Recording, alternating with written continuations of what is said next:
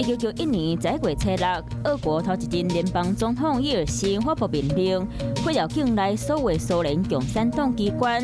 伊尔辛执政时阵，大力推翻市场经济和民主制度，说服苏联解散，让俄国的领土失去超过2成。